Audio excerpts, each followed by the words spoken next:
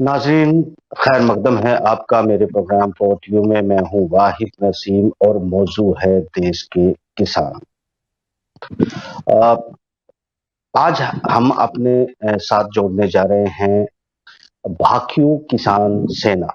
उनके राष्ट्रीय अध्यक्ष हैं और बेसिकली ये पश्चिमी उत्तर प्रदेश जो कि किसानों की एक सबसे मजबूत बेल्ट माना जाता है। और जब मायावती इस तमाम उत्तर प्रदेश के बंटवारा कर रही थी तो ये वही बेल्ट है जिसको कहा जा रहा था कि हरित प्रदेश के नाम से इसे घोषित किया जाए। ये बात नाज़रीन मैं आपको इसलिए बता दूं कि ये एक ग्रीन बेल्ट है, तराई का एक क्षेत्र है, गंगा जमुना के बीच में आता है और ये तमाम इलाका किसानों पर मतलब एक प्रगतिशील किसानों का एक बेल्ट माना जाता है।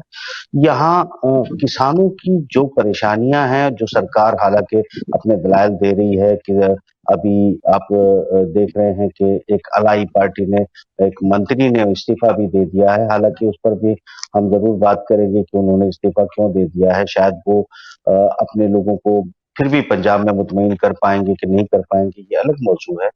तो चौधरी साहब, खैर मकदम है आपका हमारे प्रोग्राम पोर्टव्यू में। आज किसानों को लेकर सरकार बहुत बड़ा बिल ला रही है और किसानों की आमदनी दुगनी कर देगी, किसानों का बहुत भला होने जा रहा है। आप कैसे देख रहे हैं इस बिल का? खैर मकदम स्वागत करेंगे आप? पहले तो बहुत बहुत धन्यवाद साहब, क्योंकि किसानों की बात आज के टाइम में मीडिया तो उठा ही नहीं रही है। पता नहीं क्यों दबाना चाह रही है किसानों की बातों को। ये दरअसल जो देखिए बिल आ जी, रहा है हम इसका जी ये जो जी जी बिल बोलिए। आ रहा है हम बिल्कुल भी स्वागत नहीं कर रहे हैं। हम इस बिल से बिल्कुल भी खुश नहीं हैं और हम उम्मीद भी ये करते हैं कि ये बिल वापस ले लिया जाए। आप वन नेशन वन मंडी के हिसाब से आप काम करना चाहते हैं। आप ये बताइए, हमें इतनी छोटी छोटी मंडियां बनाई क्यों गई थी पहले? क्या वो सुविधाएं आज भी आपके पास है कि आप एक छोटे किसान से लेके मंडी तक अपना प्रोडक्ट पहुंचा सकें? एक किसान कितनी मेहनत करके अपनी फसल उगा रहा है। आप इसकी जगह जो पश्चिमी उत्तर प्रदेश के किसान है, जो गन्ना बेल्ट है, गन्ने की हम्म, पेमेंट तक आप नहीं दिलवा पा रहे, 7 साल से पेंडिंग चल रही है। आप जी। 3 अध्यादेश लाके किसानों को तो बिल्कुल मारना चाह रहे हैं। आप कॉन्ट्रैक्ट फार्मिंग लाना चाह रहे हैं। कॉन्ट्रैक्ट फार्मिंग का क्या मतलब है साहब? आप एक छोटी अच्छा सी मुझे जानकारी दीजिए। कॉन्ट्रैक्ट जी। फार्मिंग लाकर आप क्या हमें प्राइवेट सेक्टर में बेचना चाह रहे हैं? नहीं नहीं, क्या हाँ आपने इस प्राइवेट चीज सेक्टर पे को जी जी, मैं देखिए ऐसा ऐसा करते हैं, इसको थोड़ा सा और डिटेल में ताकि नाजरीन भी समझ लें कि आपकी नाराजगी क्यों है। जो आपकी छोटी छोटी मंडियां हुआ करती थी, मंडी समितियां हुआ करती थी, जिनकी वजह से छोटी मंडियां लगती थी, उन मंडियों में शायद किसान जो है वो आड़तियों से कुछ पैसा भी उठा लिया करते थे, जिससे उस पर ब्याज भी नहीं देना पड़ता था, अपनी फसल को बो लेते थे। अगर ये वन नेशन वन मंडी हो जाएगी तो क्या किसानों को फिर इस तरह की सुविधाएं जो प्राइवेट बायर्स होंगे वो आपको दे पाएंगे? बिल्कुल भी नहीं दे पाएंगे साहब। ये तो बात कंफर्म है। आप देखिए, एक किसान के लिए बीज, खाद और अपना सामान, इसके लिए सबके हम्म, लिए पैसा चाहिए। जी वो मंडियों से पैसा लाते थे। मंडियों से पैसा लाने के बाद उसे अपना सामान अपना तय कर लेते थे कि भैया इतना हम आपको गेहूं, इतने चावल, इतनी सब चीजें हम आपको इस फसल पर हम आपको देंगे। उनका काम इससे जी, चल जाता था। लेकिन ठीक है। अब प्राइवेट सेक्टर या वन नेशन वन मंडी में करोगे तो आप कैसे जिएंगे वे? वो तो छोटे छोटे जितने भी काश्तकार है सबको मार देंगे आप लोग तो। नहीं, जो वन नेशन वन मंडी का जो है, इसमें अगर मान लिया अंबानी जैसे बड़े व्यापारी, बिल गेट्स जैसे व्यापारी भी, उनके पार्टनरशिप में कोई ऐसी मंडी बनाई जाती है जिसमें वो आपको ब्याज पे पैसा देने की सुविधाएं भी शुरू कर देंगे। वो अलग बात है कि आपकी जमीनें भी तो खैर सिक्योरिटी रखी जाएगी, तो वो ब्याज पे भी आपको पैसा तो वो मंडी भी दे सकती है, अगर आपका मतलब और सामान, ये अलग बात है कि वो उठाएंगे कैसे और वो आप मंडी तक पहुंचने साहब, की जो आपकी। आपकी बात से मैं सहमत हूँ कि वे भी दे सकती हैं, लेकिन अभी तक कोई प्रावधान तो ऐसा नहीं दिया ना कि हम देंगे ही। अगर वो हमसे लेंगे तो हमारी जमीन भी वो अपने कब्जे में ले लेंगे। अब तक तो हम इस तरीके से चलते थे। प्राइवेट सेक्टर तो बड़ा वर्स्ट सेक्टर है। आप भी देख रहे हैं वो किस तरीके जी से आदमियों को दबा के रखता है। अब बड़े हाँ बड़े इंडस्ट्रीज अगर इसमें जाएंगी तो क्या वो जी हमें न्यूनतम फसल का वो रेट देंगी? वो तो अपने मनमानी करेंगी, आज तक करती आई है। जितने बड़े पूंजीपति हैं, जितने बड़े बिजनेसमैन हैं, वो तो हमें तो कम से कम देंगे और अपने मुनाफा ज्यादा से ज्यादा कमाएंगे। हमारे लिए तो फिर भी अच्छा, नुकसान ही है ना।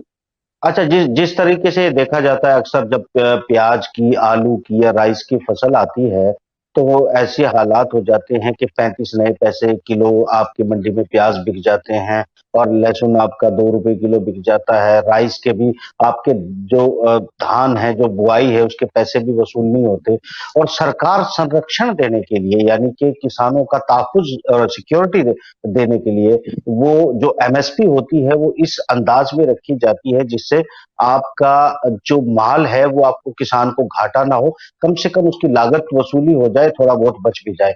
अगर प्राइवेट बाजार वाले जो है वो तो हो सकता है आपका आपकी फसल कम हो क्योंकि यहाँ डिमांड एंड सप्लाई का मसला होता है।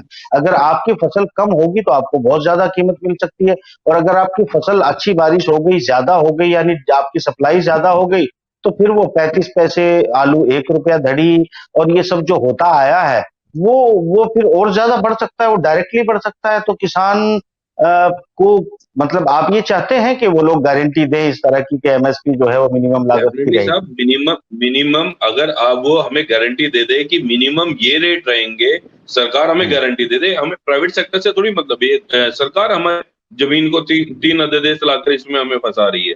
आप एक चीज हुँ, बताइए, अगर सरकार हमें गारंटी देती है कि ये न्यूनतम रेट आपकी फसलों का रहेगा, इससे ऊपर आपके सप्लाई आपके जितने भी प्रोडक्ट है उनको खरीदा जाएगा, चाहे वो चावल हो, गेहूं हो, प्याज हो, कोई भी चीज फसल हो, वो इससे ऊपर लिया जाएगा, कोई दिक्कत नहीं है। लेकिन उसमें ये भी लिखे कि उसके खिलाफ एफआईआर होगी अगर इससे नीचे लिया गया तो।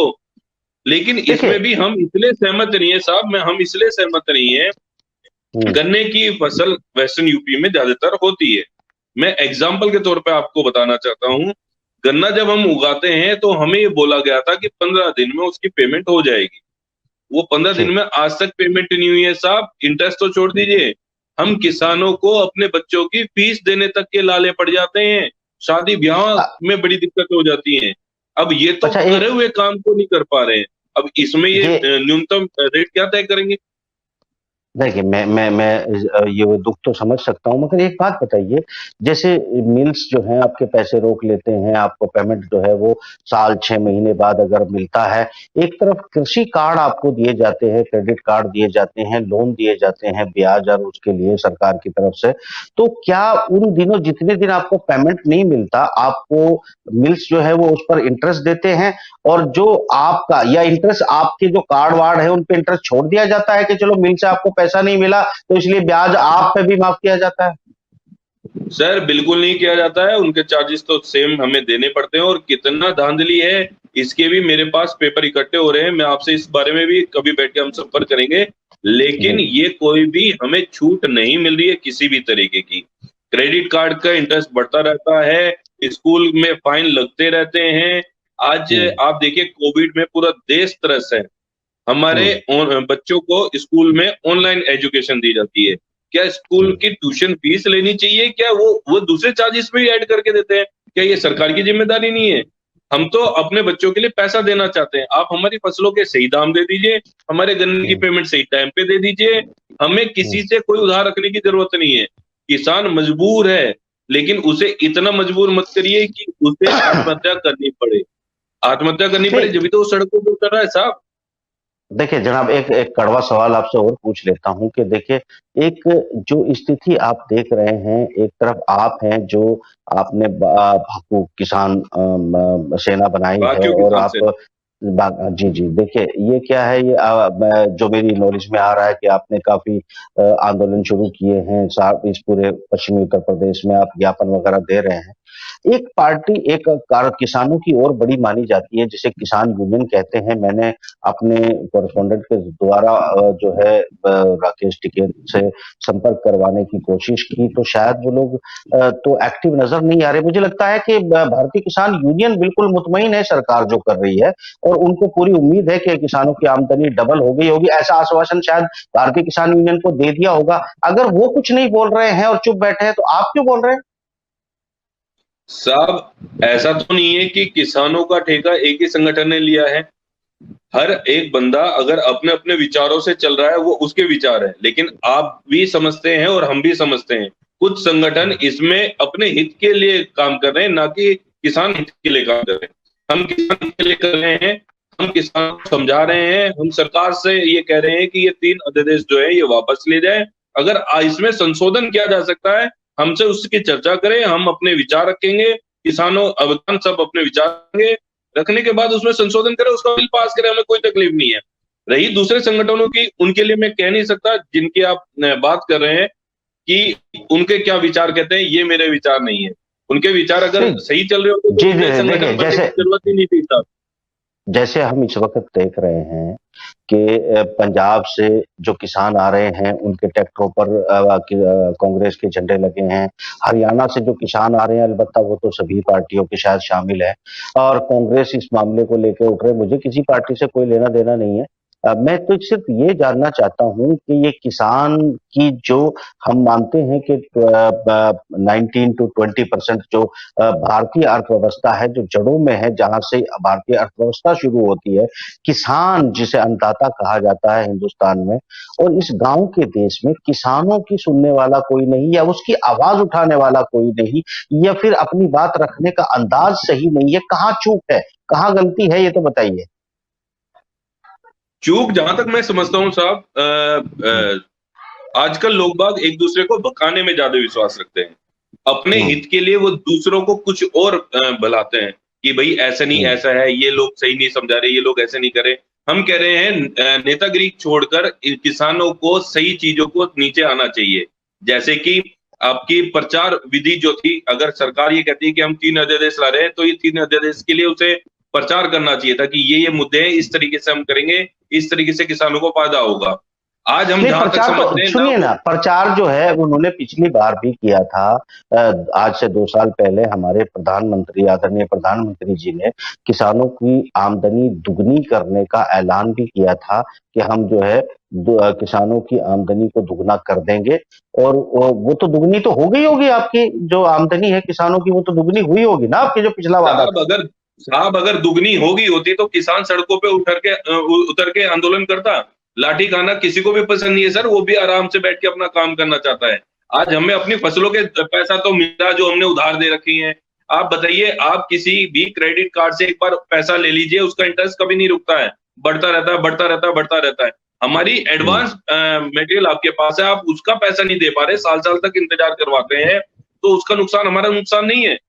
अगर आमदनी मतलब आपसे ब्याज ले लिया जाता है और आप ही के पैसे को ब्याज दिया नहीं जाता है और आप सीधी बात है, 12,000 करोड़ रुपए गन्ने की पेमेंट बाकी है।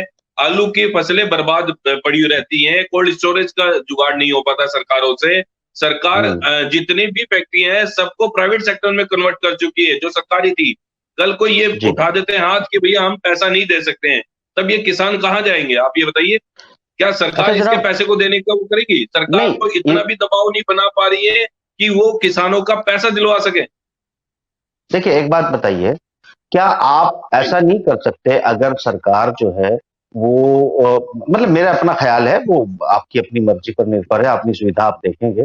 मेरा ख्याल है कि अगर प्राइवेट सेक्टर में सरकार दे रही है कि वो डायरेक्ट आपका माल वन मंडी खरीदेगी और आप खुले आजाद हैं कि आप अपना माल कहीं भी बेचें, तो सरकार शायद आपके लिए इतनी सुविधा तो कर सकती है कि वो क्रॉप बैंक जैसी कोई चीज बना दे, जिसमें मतलब कोल्ड स्टोरेज डीप हो, जिसमें आप किसान जो है वो अपने माल को रख लें और किस्तों में बेचें, जरूरत के हिसाब से मार्केट में निकालें और वो फ्री में आपको मुफ्त में हो और उसके बदले जो आपकी क्रॉप रखी है, कोई ना कोई आपकी फसल बोने के लिए जो आपको पैसे की जरूरत होती है, खाद की जरूरत होती है, बीज की जरूरत होती है, वो बिना ब्याज के आपको प्रोवाइड कर दे।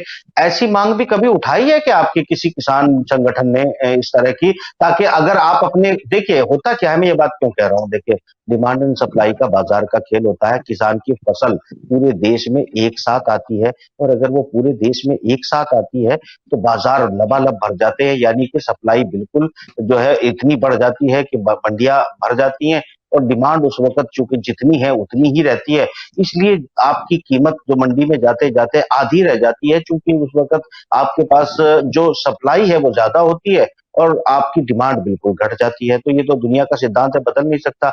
अगर आप सप्लाई किस्तों में करेंगे और अपने माल की, अपने क्रॉप के बदले जो है वो ऐसे किसी क्रॉप बैंक से आप ले लेंगे जो आपको बिना ब्याज के दे और आपकी फसल को संरक्षित रखे और बाजार की डिमांड के हिसाब से प्राइवेट सेक्टर में आप अपने माल को निकाल सकें, क्या ऐसी मांग कभी किसी संगठन ने उठाई है या सरकार ऐसा कुछ सोच सकती है, या आपका दिमाग कहीं कुछ काम करता है क्या ऐसा? देखिए, मैं अगर सरकार की अगर मैं बात करूं तो सरकार को तो बकायदा ये कोल्ड स्टोरेज पहले ही बना देने चाहिए थे। और मेरा मानना ये है कि हमें उठाकर सरकार ही हमारी फसल को ले ले, कोल्ड स्टोरेज में रखे और उसको प्राइवेट सेक्टर में बेचे। देखिए, ये हम क्यों करें? क्योंकि हम आज अपनी फसल उगा रहे हैं, किसान धीरे-धीरे करके घटते जा रहे हैं। 70% किसान रह गए हैं इस देश में और वो फसल उगाकर कोल्ड स्टोरेज में रखेगा, मंडी का इंतजार करेगा, कोल्ड स्टोरेज में भी माल सड़ रहा है, खराब हो जाता है। सरकार के कोल्ड स्टोरेज देख लीजिए, प्राइवेट देख लीजिए, प्राइवेट का पैसा इतना बढ़ जाता है कि किसान फसल छोड़ के चला आता है।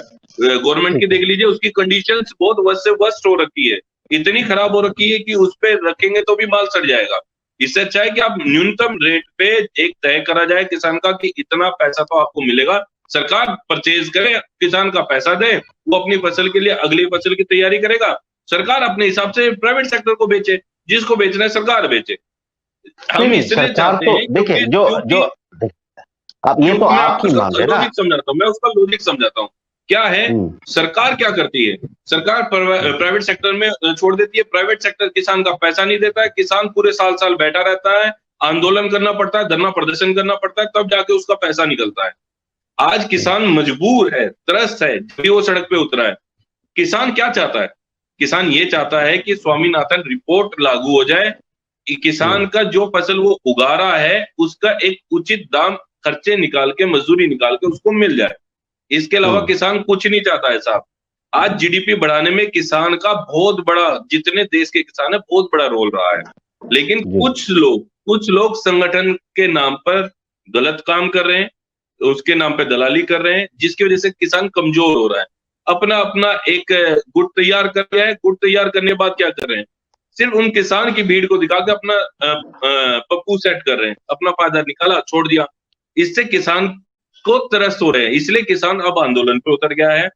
किसान सेना का क्या काम है? मैं आपको वो भी नहीं बता नहीं, देता हूँ। अगर जी जी मैं पूछूंगा किसान किसान सेना सेना का का काम। एक किसान मिनट सेना का ये सुनिएगा। काम है, किसानों के अधिकार के लिए हम सड़क पर आए हैं। हम किसानों की जितने भी रेट हैं, न्यूनतम रेट के लिए बात करें, 3 अध्यादेश की अगर हम बात कर रहे हैं, तो उसमें भी न्यूनतम रेट एक तय होना चाहिए। अगर सरकार जो भी प्राइवेट आदमी इसे लेना चाहता है, उससे नीचे लेगा तो उसके खिलाफ एफआईआर होगी और उसके ऊपर किसान का जिसके साथ गलत हुआ है, उसके साथ इंटरेस्ट के साथ वो पैसा दिया जाएगा। ऐसे हमारी 3-4 मांगे, हम एक-एक चीज पे चर्चा कर सकते हैं इसमें। नहीं नहीं, ये जो आप बात कर रहे हैं ये आपकी तरफ से डिमांड है, मगर जो सबसे बड़ा संगठन माना जाता है किसानों का, किसान यूनियन, भारतीय किसान यूनियन, उससे जुड़े हुए जितने किसान हैं वो तो सड़कों पर नजर नहीं आ रहे, ना आपके साथ नजर आ रहे। क्या आपका आंदोलन में लोग जुड़ रहे हैं? आप जो जो धरना प्रदर्शन कर रहे हैं, या जुड़ पाएंगे आपके साथ लोग? बिल्कुल जुड़ पाएँगे, हमारी लगातार सबके संपर्क में चल रहे हैं। अभी तक हमने सिर्फ़ अब तक ज्ञापन और सब चीज़ें की हैं। आज कांदले में हमारा एक प्रोग्राम चल रहा है। राष्ट्रीय प्रवक्ता हैं हमारे विक्रांत चौधरी जी, जो उसे देख रहे हैं। इसके बाद अगर ये अध्यादेश वापस नहीं लिया जाता, तो किसान सड़क पे उतर के आंदोलन करेगा और उसका नेतृत्व कोई भी करे। हमारा उद्देश्य ये नहीं है नेतृत्व कौन कर रहा है, हमारा उद्देश्य ये है किसान की माँग मानी जाए, 3 अध्यादेश वापस ले जाएँ। जो संगठन की बात आप कर रहे हैं, भाकियू की आप बात कर रहे हैं, अगर वे आते हैं तो उनका भी स्वागत है। किसान हित की अगर वे बात करते हैं तो अपना हित छोड़ना पड़ेगा, सीधी-सीधी बात है।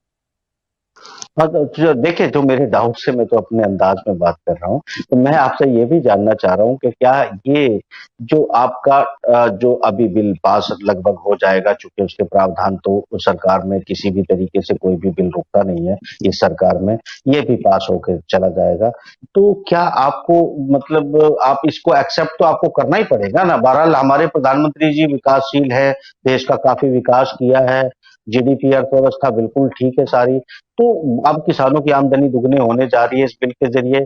और एक एक छोटी सी बात आप देख सकते हैं, क्योंकि देश को आपको पूरा देखना पड़ेगा, भले ही देश की इंडस्ट्री घटी हो, देश का किसान जो है वो घाटे में आया हो, लोगों की बेरोजगारी बढ़ी हो, ये अलग बात है। मगर 2-3 बड़ी कंपनियां हैं इस देश की जो शायद आने वाले दिनों में ये माल भी खरीदेगी और इस मैदान में भी उतरेगी ओपन मंडी में। उनकी आमदनी आप देखिए कितनी ज्यादा बढ़ गई है। जब पूरी दुनिया में कोरोना में पूरी दुनिया की इकोनॉमी नीचे गई है, उन कंपनियों के मुनाफे बहुत बड़े हैं। ये देश का बहुत बड़ा फायदा नहीं मानते आप इसको? एक इंडिविजुअल बंदे के फायदे को आप देश का फायदा कैसे बता सकते हैं साहब? जितने लोग देखो बेरोजगार हुए उनका क्या हुआ? मेरी बात अगर बताइए, पूरी जो लोग अगर आप बेरोजगार पूरी हुए जीडीपी को क्या वो देखिए क्या वो मजदूर और किसान नहीं है? आप बताइए, जो नहीं बेरोजगार हुए क्या वो मजदूर और किसान नहीं है? किसान के नहीं बच्चे नहीं हैं वे। जो लोग बाग इंडस्ट्री से, जितनी इंडस्ट्री बंद हुई है, कोरोना में बहुत बुरे कंडीशन से गुजरा है देश, इसमें कोई दो राय नहीं। सब तो घाटे में जा रहे हैं, सब नुकसान में आ हाँ रहे हैं, कई इंडस्ट्रीज नहीं बंद नहीं हो गई एक हैं कंपनी और कुछ देखिए कुछ मैं इंडस्ट्रीज बढ़ रही हैं साहब, कुछ इंडस्ट्रीज हाँ बढ़ रही हैं। अब तीन चार उससे इंडस्ट्री उससे किसान का तीन कोई चार फायदा हो लोग रहा हैं। है साहब? नहीं तो देखिए जनाब, आप इस पे ऐतराज कैसे? मैंने कहा देखिए, विश्व गुरु अगर आपको बनना है और देश को महान आपको बनाना है, तो भले ही एक आदमी की अगर दो लोगों की आमदनी बहुत ज्यादा बढ़ जाती है, कई गुना अरबों खरबों रुपए में उनकी दौलत बढ़ती है और वो विश्व के टॉप क्लास में शामिल हो जाते हैं, और अगर इसमें सिर्फ 130 करोड़ लोगों की आमदनी घट जाती है तो इससे क्या फर्क पड़ता है? अरे, इससे कोई फर्क ही नहीं पड़ता साहब। एक आदमी तो रईस पे रईस होता जा रहा है और किसान भूखा मजदूर भूखा रहता जा रहा है, उसकी फसलों के दाम नहीं मिल रही, ये कोई मैटर ही नहीं है। देखिए अच्छा साहब, पूरे सीधी सीधी बात है। अगर आप पूरे अगर हमें बाहर सत्तर अगर अगर आप हमारे अमेरिका देश में की खड़े होकर जीडीपी में साहब, हमारे हम्म, देश की जीडीपी में किसान सबसे ज्यादा जीडीपी इंक्रीज कराता है। हमारे देश की जीडीपी में किसानों की वजह से इतना इंक्रीज होता है। फसलें हम इतनी उगाते हैं जिसे हम एक्सपोर्ट करते हैं। हमारे प्याज, वो अलग बात है कि हमारी सरकार ऐसा कोई तरीका नहीं बना पा रही है जिससे हम अपने प्याज के दाम, जो मंडी आप एमपी में देखिए, 50-50 पैसे किलो के हिसाब बिकते से हैं। लोग बाग ट्रोली की ट्रोली फेंक के चले जाते हैं। ऐसे हाँ ऐसे देश में जहां हम इतनी मेहनत करें, आपके फसल उगा यूपी रहे हैं, में भी क्या ये आलू अफोर्ड, आलू की बोरियां मंडी में फेंकी जाती हैं। मंडियों में फेंक दे, सड़क पे उतर जाता है। आप दूध वालों की देखिए, क्या ये सब नीचे के तबके के लोग नहीं है? किसान और मजदूर नहीं है जो मेहनत करें? देख देख किसान की मजबूरी देखिए कि वो अपने बच्चों को पढ़ा के एक तो फौज में लगाए, और उसकी देखिए एक हाँ बच्चे को वो खेती में लगाए, कुछ बच्चों के नहीं चल पा रहा है तो उन्हें मजदूरी में लगाए, और उनके मजदूरी के दाम ना मिले, और एक कंपनी ऐसी है जो आपसे कम रेट में लेगी, ज्यादा में बेचेगी और अपना बैंक बैलेंस बढ़ाएगी। तो वो ज्यादा अच्छा है कि देश को साथ लेकर देश की तरक्की करने में फायदा है। आपने एक नहीं बात दो कही थी दो कि आपने आपने एक बात कही थी कि किसान की आमदनी दुगनी होने जा रही है। आप बताइए दुगनी कैसे होने जा रही है? अगर दुगनी होने जा रही है तो आप दुगने के हिसाब से न्यूनतम रेट तय कर दीजिए ना, कि इस फसल के ये रेट है, इससे नीचे लिया नहीं जाएगा। हमें समझ में आएगा कि हाँ भाई आप सही करें। वो तो करने के लिए सरकार तैयार नहीं है। नहीं देखिए, अच्छा तो आप ये चाहते हैं कि सरकार ये लिख के दे दे कि भाई आप दुगनी कैसे करेंगे, वो बता दें आपको। शायद राज्यसभा लोकसभा में भी कई लीडर इसी बात को कह रहे हैं कि आप बताइए कि कैसे होगी। संजय राउत ने भी उसी तरह की बात कही है कि समझा दीजिएगा, गारंटी ले लीजिएगा कि साहब, कैसे क्या होगी। सरकार का कोई भी नुमाइंदा आके आपसे बात करता है, किसानों से बात करता है? क्या वो इन चीजों पे चर्चाएं करता है? आप किसी के थोप के चले जाएं अपने रूल और रेगुलेशंस, आप अपने अध्यादेश बनाए थोप के जा रहे हैं, ये थोपना हम्म, तो नहीं चलेगा ना। आप हमें बताइए, आप किस तरीके से काम करें, क्या रूपरेखा है?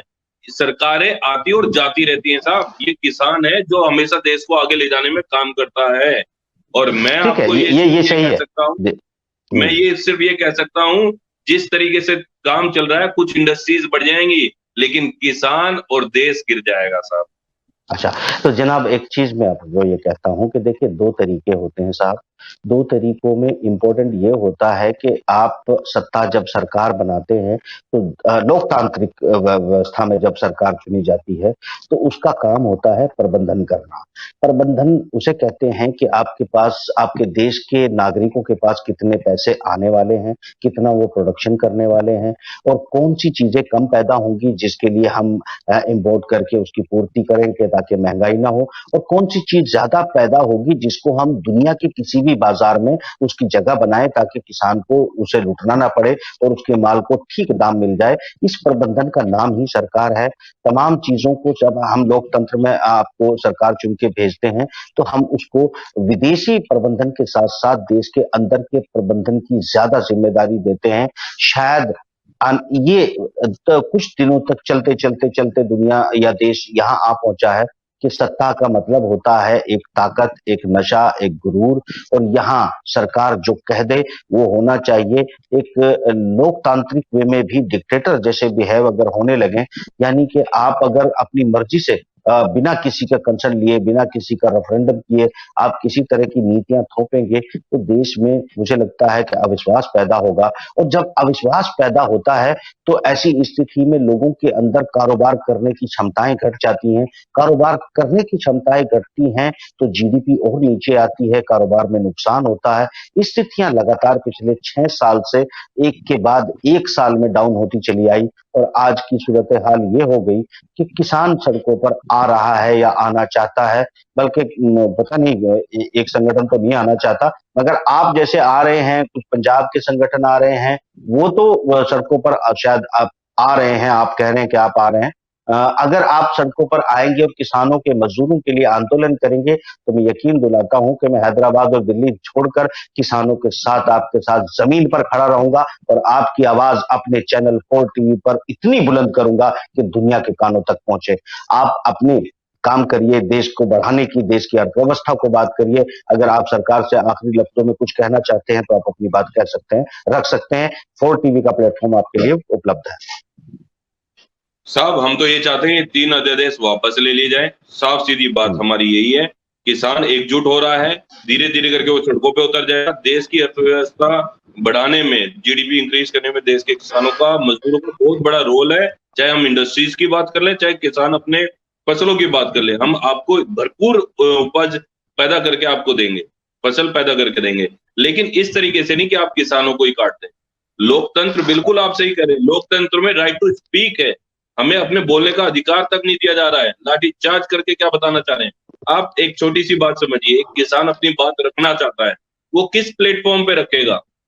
आप उस प्लेटफॉर्म पे देखिए आपकी बात दूसरे प्लेटफॉर्म पे जाएगा, वो दूसरे पे नहीं सुनेंगे तो तीसरे पे जाएगा। अब सड़क पे आने का मतलब यही है ना कि आप हमारी बात सुन नहीं रहे, आप किसी को ले जाना नहीं चाहते। थोड़ा गुस्सा कम करिए। देखिए 2-3 एक्टर हैं सिनेमा इंडस्ट्री के। गुस्सा तो मजबूरी है हमारी। आप ये बताइए, गुस्सा तो हम लूट रहे हैं, हम गुस्सा भी ना करें, ऐसा तो नहीं हो सकता। जरा सी रिक्वेस्ट है आपसे कि देखिए तमाम चैनलों पर जो हिंदुस्तान में हिंदी में हमारे चैनल चलते हैं, उन पे ज्यादा इंपॉर्टेंट है 2-3 एक्टर बड़े देश का नाम करते थे पूरे देश में, अर्थव्यवस्था जीडीपी में भी उनका बहुत अहम रोल था। पूरे चैनलों पर किसान की समस्या ज्यादा जरूरी नहीं है, आपके बच्चों की फीस और आपके फाइनेंशियल क्राइसिस ज्यादा जरूरी नहीं है, मगर वो इसलिए जरूरी है कि पूरी दुनिया में जो है लोग हमें उनकी वजह से जानते हैं और हिंदुस्तान को जानते हैं, इसलिए इन तमाम चैनलों के लिए वो जरूरी है। और मेरे लिए आप, किसान, मजदूर, भारत और भारत की अस्मिता और भारत का सम्मान जरूरी है। मैं आपके साथ खड़ा रहूंगा। आप हमारे साथ जुड़े हैं उसके लिए बहुत बहुत शुक्रिया। फिलहाल इस प्रोग्राम में इतना ही, जल्दी ही आपके साथ फिर जुड़ूंगा। आप तैयार रहिए, आप कोशिश कीजिए, आप आवाज उठाइए, हम आवाज बनेंगे। ये देश का प्लेटफॉर्म आपके साथ खड़ा है, खड़ा रहेगा और मजबूती के साथ। और ये मानिएगा कि हम अपना कोई फायदा नहीं देखते, इस देश का फायदा ही हमारा फायदा है। इस प्रोग्राम में फिलहाल इतना ही, मुझे दीजिए इजाजत और देखते रहिए 4 टीवी न्यूज। खुदा हाफिज। बहुत बहुत